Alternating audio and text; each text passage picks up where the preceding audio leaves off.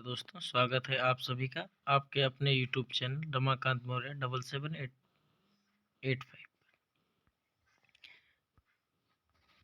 जैसा कि आप सभी लोग जान रहे हैं, 16 फरवरी 2023 से बोर्ड परीक्षा स्टार्ट होने वाली है। उसी क्रम में आप सभी का विज्ञान विषय का रिवीजन कराने के लिए मैं आज से श्रृंखला स्टार्ट कर रहा हूँ कक्षा 10 के लिए। उस क्रम में आज पहला चैप्टर है रासायनिक अभिक्रियाएं एवं समीकरण। रासायनिक अभिक्रियाएं एवं समीकरण, जैसा कि आप सभी लोग स्क्रीन पर देख पा रहे हैं, तो आइए किसी भी बात के बिना देर किए हुए आज की क्लास को शुरुआत करते हैं। पहला टॉपिक है हमारा आज की इस क्लास का रासायनिक अभिक्रिया। क्या है? रासायनिक अभिक्रिया। आप सभी लोग स्क्रीन पर देख पा रहे होंगे। पहला टॉपिक हमारा रासायनिक अभिक्रिया। इसको जूम आउट कर लेते हैं, थोड़ा जूम कर लेते हैं ताकि स्पष्ट रूप से आपको दिखाई दे। तो रासायनिक अभिक्रिया किससे कहते हैं?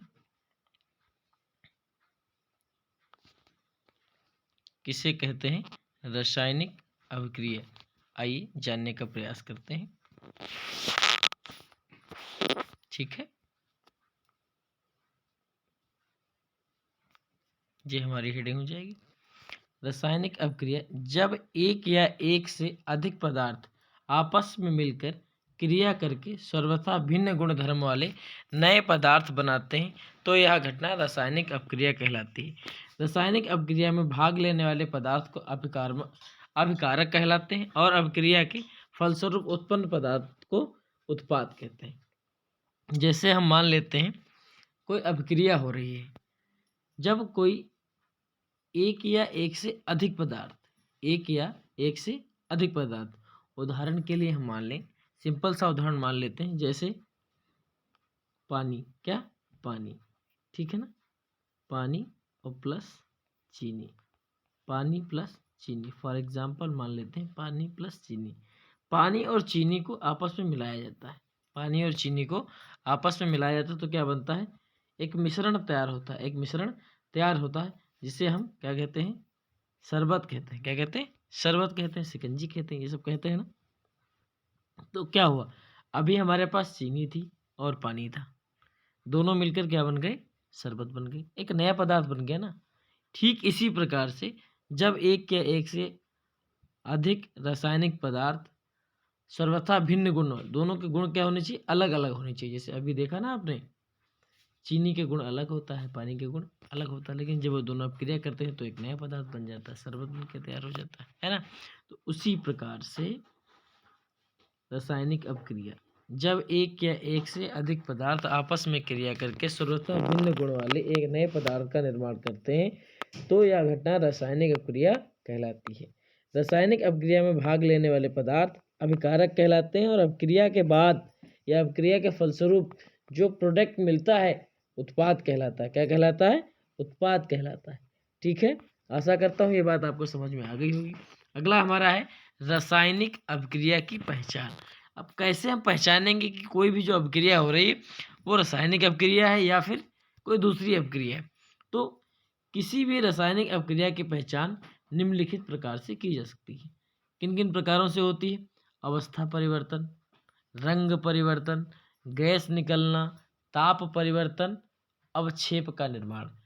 अगर इसमें से कुछ भी हो रहा है, किसी चीज़ की अवस्था बदल रही है तो रासायनिक अभिक्रिया हो रही है, अगर रंग परिवर्तन हो रहा है तो रासायनिक अभिक्रिया हो रही है, गैस निकल रही है तब भी रासायनिक अभिक्रिया हो रही है, ताप परिवर्तन हो रहा है तब भी रासायनिक अभिक्रिया हो रही है। ठीक है, इतना समझ में आ गया। आगे देखते हैं रासायनिक समीकरण।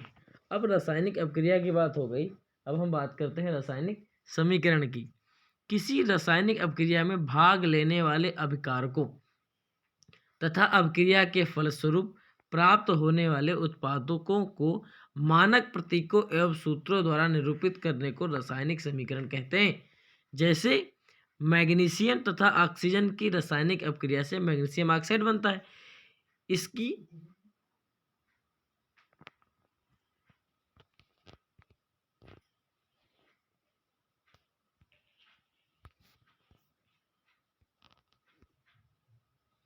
हाँ, तो हम बात कर रहे थे रासायनिक समीकरण की, जिसमें आपको उदाहरण दिया जा रहा था मैग्नीशियम तथा ऑक्सीजन की रासायनिक अपक्रिया से मैग्नीशियम ऑक्साइड बनता है।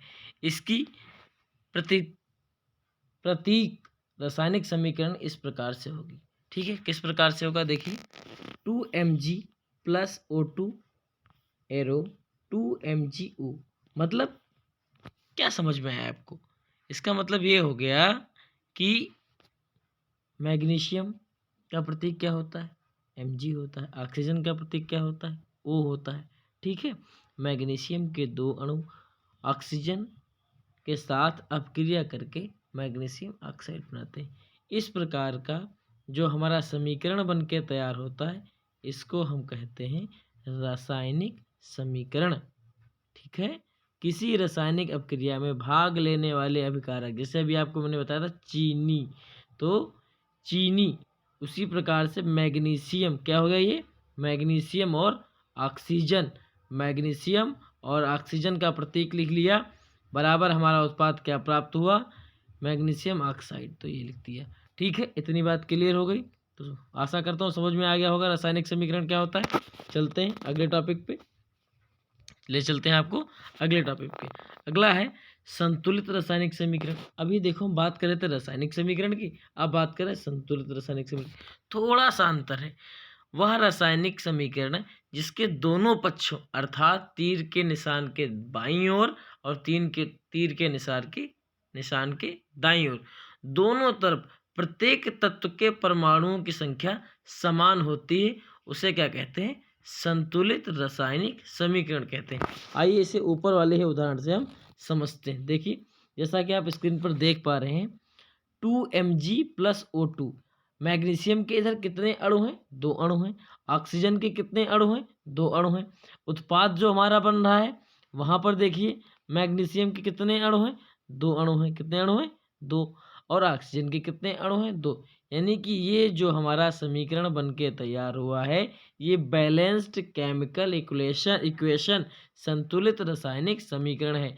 ऐसा रासायनिक समीकरण जिसके ये जो आप लोग तीर देख रहे हैं, इस तीर के बाईं ओर और तीर के दाईं ओर जो भी अभिकारक हैं, उनके परमाणुओं की संख्या और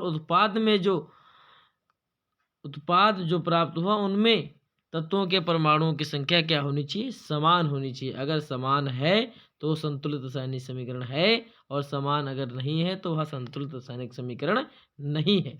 ठीक है ना, चलिए आगे देखते हैं। अब बात करते हैं योगात्मक अपक्रिया। देखो अभी तक तो बात हो गई हमारी कौन सी बात हो गई, रासायनिक अपक्रिया के बारे में। ठीक है, फिर रासायनिक अपक्रिया की पहचान कैसे होगी, फिर रासायनिक समीकरण कैसे लिखते हैं, फिर संतुलित रासायनिक समीकरण कैसे लिखते हैं। इसी क्रम में योगात्मक अपक्रिया, ठीक है, अपक्रिया के प्रकार देखेंगे। तो योगात्मक अपक्रिया, कौन सी अपक्रिया, योगात्मक। देखो जैसा कि नाम से ही स्पष्ट है, योग माने होता है जोड़, है ना, मिलना, है ना। योगात्मक अपक्रिया जब 2 या 2 से अधिक पदार्थ या यौगिक संयोग करके कोई एकल उत्पाद का निर्माण करते हैं, तब ऐसी अपक्रिया को हम क्या कहते हैं, संयोजन अपक्रिया कहते हैं। क्या कहते हैं, संयोजन अपक्रिया। बात समझ में आ गई। 2 उत्पाद कोई भी हो गए, मान लेते हैं, ठीक है, फॉर एग्जाम्पल कैल्शियम ऑक्साइड और जल, इन दोनों की जो अपक्रिया होती है तो क्या बनता है, कैल्शियम हाइड्रोक्साइड, यानी कि बुझा हुआ चूना, और प्लस क्या, उष्मा। अभी आप देख रहे हैं, देखो यहाँ पर क्या हो रहा है, देख पा रहे हैं आप स्क्रीन पर, CaO कैल्शियम ऑक्साइड और H2O जल, दोनों अलग अलग तत्व हैं, पदार्थ हैं, दोनों ये अलग पदार्थ है, ये अलग है ना। अब देखो ये दोनों आपस में मिलकर क्या बनाते हैं, CaOH का होल ट्वाइस, क्या बना रहे हैं, CaOH का होल ट्वाइस प्लस उष्मा निकल रही है। ये क्या हमारा बनता है, कैल्शियम हाइड्रोक्साइड, बुझा हुआ चूना। आप यहाँ पर देख सकते हैं कि 2 पदार्थ कौन कौन से, कैल्शियम ऑक्साइड बिना बुझा हुआ चूना और जल आपस में मिलते हैं, क्या बन जाता है, कैल्शियम हाइड्रोक्साइड बन जाता है। तो ऐसी अपक्रियाएं जब जब कोई दो या दो से अधिक पदार्थ आपस में संयोग करके, आपस में मिल करके किसी एक उत्पाद का, एकल उत्पाद का निर्माण करते हैं तो उसे हम क्या कहते हैं? संयोजन अभिक्रिया कहते हैं, योगात्मक अभिक्रिया कहते हैं, एडिशनल रिएक्शन कहते हैं। कई नामों से जाना जाता है, ठीक है? संयोजन अभिक्रिया, योगात्मक अभिक्रिया और संकलन अभिक्रिया। अब बोर्ड एग्जाम में आ जाता है, आपके पूछ लेता है कि बताइए संयोजन अभिक्रिया क्या है? तब आप सोचते हैं कि अरे ये तो क्लास में पढ़ा ही नहीं गया, आपने लिख रखा है योगात्मक अभिक्रिया। तो ध्यान दीजिए, वो चाहे योगात्मक अभिक्रिया हो या संयोजन अभिक्रिया हो या संकलन अभिक्रिया हो, तीनों की परिभाषा एक ही रहेगी। जब दो या दो से अधिक पदार्थ संयोग करके आपस में मिल करके एक नए पदार्थ का निर्माण करते हैं, तब ऐसी अभिक्रिया को संयोजन अभिक्रिया अथवा योगात्मक अभिक्रिया या संकलन अभिक्रिया या एडिशनल रिएक्शन कहते हैं। अब अगली बात कर लेते हैं, अगली, ठीक है? तो देख पा रहे हैं आप, अगला हमारा टॉपिक क्या है? वियोजन अभिक्रिया या अपघटन अभिक्रिया। वियोजन नाम से स्पष्ट हो रहा है, अलग हो जाए, एक से अधिक भागों में बट जाए, खंडित हो जाए, तो उसे क्या हम कहेंगे? वियोजन अभिक्रिया कहेंगे। ऐसी अभिक्रियाएं जिसमें एक अभिकारक हो विघटित अथवा अपघटित होकर टूटकर दो या दो से अधिक उत्पाद बना ले, तो उसे हम क्या कहेंगे? वियोजन या अपघटन अभिक्रिया कहेंगे। क्या कहेंगे? वियोजन या अपघटन। बात समझ में आ गई होगी कि योगात्मक अभिक्रिया का ठीक उल्टा है, ठीक विपरीत है। क्या है? वियोजन अभिक्रिया। जब अभिक्रिया जिसमें एक अभिकारक विघटित होकर दो या दो से अधिक उत्पाद बनाता है, सब क्या कहते हैं? वियोजन अभिक्रिया कहते हैं, ठीक है? वियोजन अभिक्रियाएं दो प्रकार की होती है। कितने प्रकार की होती हैं? दो प्रकार। एक तो उष्मीय वियोजन, एक विद्युत अपघटन। तो पहले हम उष्मीय वियोजन के बारे में जान लेते हैं। किसके बारे में? उष्मीय वियोजन के बारे में। आइए, वह अभिक्रिया, कैसी अभिक्रिया? वह अभिक्रिया जिसमें अभिक्रियाएं अभिकारकों के अपघटन हेतु उष्मा के रूप में ऊर्जा का प्रयोग करती हैं।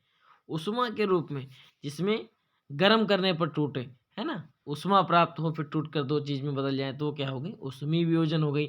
जिसमें विद्युत धारा प्रवाहित करके दो अलग अलग टुकड़ों में बांटा जा सके, उन्हें हम क्या कहेंगे? विद्युत अपघटन कहेंगे, विद्युत अपघटन अभिक्रिया कहेंगे। लेकिन ये दोनों कैसी अभिक्रियाएं हैं?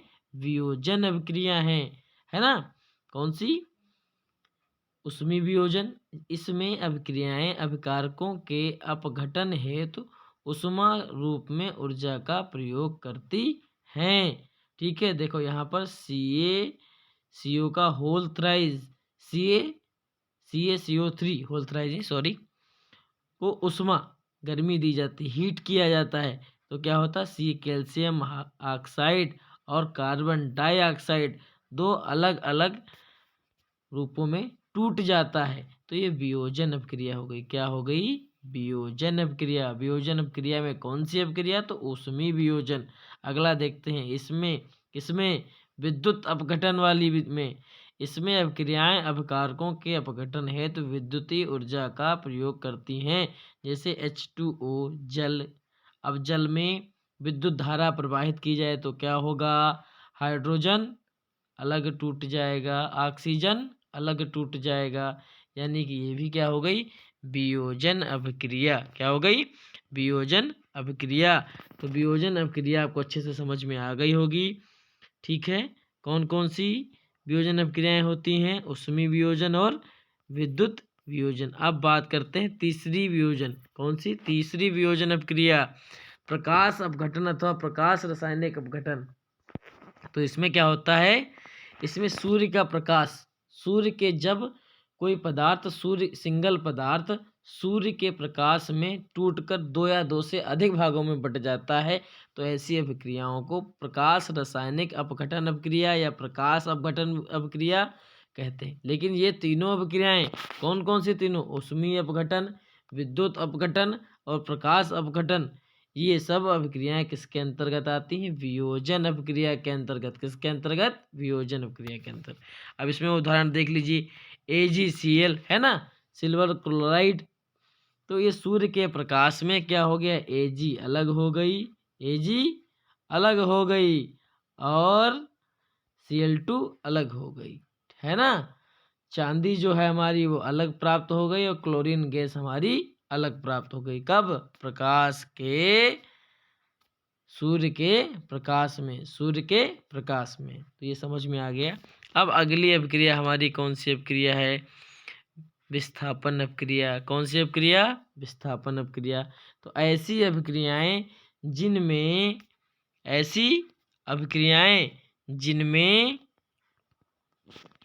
अधिक अभिक्रियाशील पदार्थ कम अभिक्रियाशील पदार्थ को उसके यौगिक से अलग कर देता है, वो क्या कहलाता है? विस्थापन अभिक्रिया।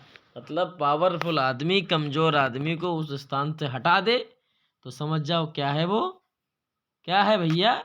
विस्थापन अभिक्रिया। क्या है? विस्थापन अभिक्रिया। देखते हैं एग्जाम्पल। जैसे लोहा है ना, आयरन। क्या? आयरन। तो जो आयरन है ना, कॉपर सल्फेट किससे? कॉपर सल्फेट के साथ अपक्रिया करता है। किसके साथ? कॉपर सल्फेट के साथ अपक्रिया करता है। तो क्या होता है? कॉपर को निकाल के यहाँ से फेंक देता है, कहता है हटो, चलो वहाँ से, अब उसकी जगह हम ले लेंगे। तो ये क्या हो गया? देखो, फेरस सल्फेट का निर्माण हो गया और कॉपर क्या हो गया? निकल गया। यानी कि स्थान का परिवर्तन हो गया। पहले कॉपर का स्थान किसके साथ था? सल्फर के साथ था, सल्फेट के साथ था, है ना। लेकिन अब क्या हो गया? अब वो अलग हो गया, स्थान परिवर्तन हो गया। तो ये क्या हो गया? विस्थापन अभिक्रिया। क्या हो गया? विस्थापन अभिक्रिया। अब इसी में अगली है द्विविस्थापन अभिक्रिया। तो द्विविस्थापन अभिक्रिया किसको कहेंगे? ऐसी अभिक्रियाएं जिनमें अभिकारकों के बीच आयनों का आदान प्रदान होता है। क्या होता है? आयनों का आदान प्रदान होता है, उन्हें हम क्या कहते हैं? द्विविस्थापन अभिक्रिया कहते हैं। क्या कहते हैं? द्विविस्थापन अभिक्रिया कहलाते हैं। जैसे sodium sulphate plus barium chloride आपस में मिलके बेरियम सल्फेट और सोडियम क्लोराइड दो चीज बनाती हैं। क्योंकि इन अभिक्रियाओं में अवक्षेप प्राप्त होता है, इसलिए अवक्षेपण अभिक्रियाएं भी कहलाती हैं। द्विविस्थापन अभिक्रिया भी कहलाती हैं और अवक्षेपण अभिक्रिया भी कहलाती हैं। हम समझ रहे हैं, वीडियो थोड़ा लंबा हो रहा है, ठीक है, लेकिन समझ में आना चाहिए। ज़्यादा जल्दी जल्दी पढ़ाने से कोई फ़ायदा नहीं। अगर आपको समझ में नहीं आया, रिवीजन ढंग से नहीं हो पाया, अच्छे नंबर नहीं आए, तो फिर क्या मतलब रहा पढ़ाने और पढ़ने से, है ना। इसलिए आराम से पढ़िए, धैर्य रखिए। अब हम बात करते हैं किसकी? ऑक्सीकरण या उपचयन अभिक्रिया की। ऑक्सीकरण या उपचयन अभिक्रिया। तो ऐसी अभिक्रियाएं जिसमें पदार्थों से ऑक्सीजन का योग या हाइड्रोजन का ह्रास हो, मतलब कमी हो, को ऑक्सीकरण कहते हैं। मतलब वे सभी अभिक्रियाएं जिसमें या तो ऑक्सीजन का योग हो, मतलब ऑक्सीजन जुड़ जाए, या फिर हाइड्रोजन का ह्रास यानी कि हाइड्रोजन निकल जाए, तो उन्हें हम क्या कहेंगे? ऑक्सीकरण अभिक्रिया कहेंगे। जैसे देखिए, कॉपर और ऑक्सीजन अभिक्रिया कर क्या बनता है? Copper oxide. अब इसमें क्या हो गया? देखो भाई, क्या हो गया? ऑक्सीजन का योग हो गया, नहीं हो गया? तो क्या बन गया हमारा? ऑक्सीकरण हो गया। ऑक्सीकरण अभिक्रिया हो गई, उपचयन अभिक्रिया हो गई। ऑक्सीकरण और उपचयन एक ही होती। अनॉक्सीकरण अपचयन वह अभिक्रिया जिसमें ऑक्सीजन का ह्रास या हाइड्रोजन का योग होता है। ठीक है, देख पा रहे हैं यहाँ पर आप? ऑक्सीजन का ह्रास हो जाए, कमी हो जाए, या फिर हाइड्रोजन का योग हो जाए, तो क्या हो जाएगा? अपचयन हो जाएगा। मतलब ऑक्सीकरण का ठीक उल्टा। ठीक है, अगला देखते हैं टॉपिक, रेडॉक्स अपक्रिया। कैसी अपक्रिया? रेडॉक्स अपक्रिया। तो वे रासायनिक अपक्रियाएं जिनमें अभिकारक का ऑक्सीकरण तथा दूसरे अभिकारक का अपचयन हो, रेडॉक्स अपक्रिया या उपचयन अपचयन अपक्रिया कहलाती है। क्या कहलाती? उपचयन अपचयन अपक्रिया। या तो रेडॉक्स अपक्रिया कहलाएंगी, या तो अपचयन और उपचयन अपक्रिया कहलाएंगी। ठीक है, जिसमें देखिएगा क्या होता है, कॉपर ऑक्साइड की बात अगर हम कर लें और हाइड्रोजन मिलकर क्या बनता है? कॉपर और जल बनता है, कॉपर और जल। ठीक है, अब यहाँ पर आप देख पा रहे होंगे कॉपर ऑक्साइड और कॉपर, इसमें क्या हो रहा है? ऑक्सीजन का ह्रास हो रहा है। ठीक है, ऑक्सीजन का ह्रास हो रहा है, और मतलब ऑक्सीजन की कमी हो रही। देखो, यहाँ कॉपर के साथ ऑक्सीजन था, लेकिन अब यहाँ कॉपर के साथ ऑक्सीजन नहीं है। और ठीक दूसरे वाले में देखिएगा, हाइड्रोजन क्या? हाइड्रोजन और जल, हाइड्रोजन और जल। इसमें देखो क्या हो रहा है, क्या हो रहा है, ऑक्सीजन की प्राप्ति हो रही। यहाँ हाइड्रोजन के साथ कुछ ऑक्सीजन था नहीं था, लेकिन यहाँ पर मिल गया, तो ऑक्सीजन का योग हो गया। तो जब ऐसी स्थिति होती है तो वहाँ पर रेडॉक्स अभिक्रिया होती है। क्या होती है, रेडॉक्स अभिक्रिया। क्लियर हो गई बात। चलो आगे देखते हैं। ऊष्माक्षेपी अभिक्रिया, कौन सी अभिक्रिया, ऊष्माक्षेपी अभिक्रिया। तो ऐसी अभिक्रियाएं, ऐसी रासायनिक अभिक्रियाएं जिनमें क्रिया के फलस्वरूप ऊष्मा उत्पन्न होती है, ऊष्माक्षेपी है ना। अभी ऊष्माक्षेपी मतलब बाहर निकलना, ऊष्मा का बाहर निकलना। तो वे रासायनिक अभिक्रियाएं जिनमें क्रिया के फलस्वरूप ऊष्मा बाहर निकलती है या ऊष्मा उत्पन्न होती है, उन्हें हम ऊष्माक्षेपी अभिक्रिया कहते हैं। जबकि ऐसी अभिक्रियाएं जिनमें ऊष्मा का शोषण होता है वो क्या कहलाती हैं, ऊष्माशोषी अभिक्रियाएं। क्या कहलाती हैं, ऊष्माशोषी अभिक्रियाएं। तो आज हम सभी लोग जान रहे थे अभिक्रियाओं के बारे में कि अभिक्रियाएं कौन कौन सी होती हैं, कितने प्रकार की होती हैं, उसका रिवीजन किया। आज हमने पढ़ा, जाना, क्या क्या जाना, एक बार पुनः देख लेते हैं। रासायनिक अभिक्रिया क्या होती है, रासायनिक अभिक्रिया की पहचान कैसे करेंगे, रासायनिक समीकरण क्या चीज़ होती है, संतुलित रासायनिक समीकरण क्या होता है, फिर अभिक्रिया कितने प्रकार की होती हैं, योगात्मक अभिक्रिया क्या होती है, वियोजन अभिक्रिया क्या होती है, वियोजन अभिक्रिया के अंतर्गत ऊष्मीय वियोजन, विद्युत अपघटनीय वियोजन, प्रकाश रासायनिक अपघटन, है ना। फिर अगला हमने पढ़ा विस्थापन अभिक्रिया, द्विविस्थापन अभिक्रिया, ऑक्सीकरण या उपचयन अभिक्रिया, अपचयन अभिक्रिया, रेडॉक्स अभिक्रिया, ऊष्माक्षेपी अभिक्रिया, ऊष्माशोषी अभिक्रियाएं। आज की क्लास में बस इतना ही। एक निवेदन और है आपसे, अगर आपको वीडियो पसंद आई हो तो प्लीज़ हमारे चैनल को सब्सक्राइब, वीडियो को लाइक और शेयर करना ना भूलें, और अपने दोस्तों के साथ ये वीडियो शेयर करें ताकि उन सभी दोस्तों को भी फ्री में क्लास मिल सके। जो बच्चे कोचिंग नहीं पढ़ पा रहे हैं, गरीब घर के बच्चे हैं, फीस नहीं दे पाते हैं, वो हमारी वीडियो देखकर अपना रिवीजन कर बोर्ड एग्ज़ाम में अच्छे अंक प्राप्त कर सकते हैं। आज की क्लास में बस इतना ही। मिलते हैं आपको एक नए वीडियो के साथ। तब तक के लिए आपको नमस्कार। जय हिंद, जय भारत।